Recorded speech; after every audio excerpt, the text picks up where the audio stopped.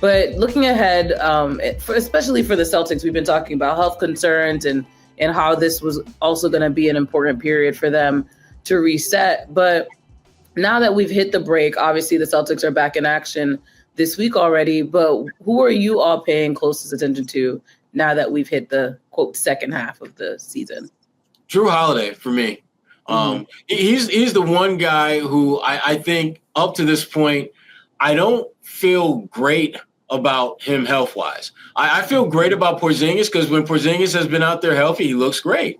And there's been a consistency about him. Same thing with Al Horford, a couple of the older guys. But Jrue, it's been a little bit more up and down with Jrue this year than I think most people anticipated. When he's good, he's really, really good.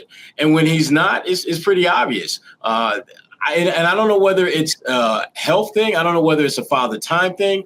But he's the one guy for these last, 20 or so some odd games before the playoffs, I'm paying the closest amount of attention to. Yeah, I was going to say the same person.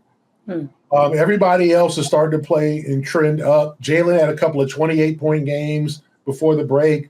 Jason was very good. Porzingis is playing the best basketball of the season.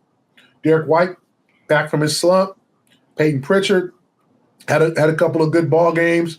So the only kind of missing guy, I'll flip too. I'll say Jrue Holiday, but I'll say another old guy, another gray beard is Al Horford. You'd like to see Al hit a couple of more threes when he's open, do a little bit more contribution.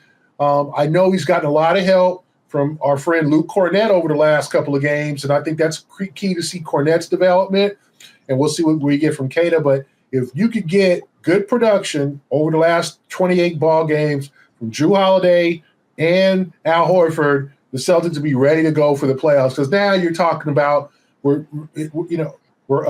in mid-February, 2 months, basically 2 months left in the regular season.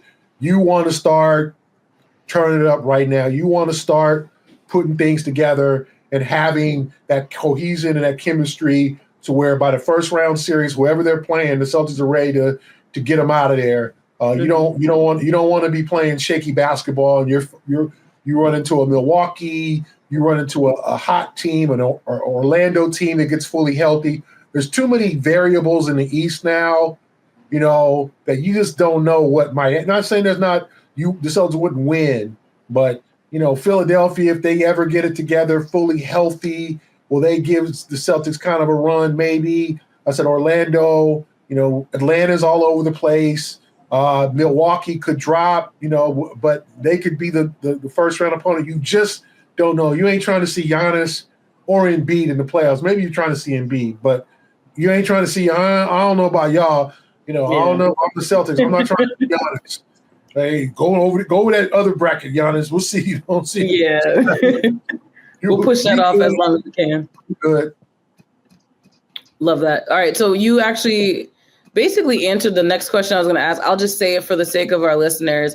Who needed the downtime the most for the Celtics? It was between Jrue, Al, and Kristaps. You both basically answered that question.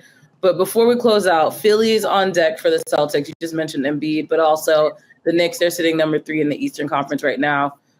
I said that not to hype that game up more, but between those two games, which one are you both looking forward to most? What you got, Gary? And why?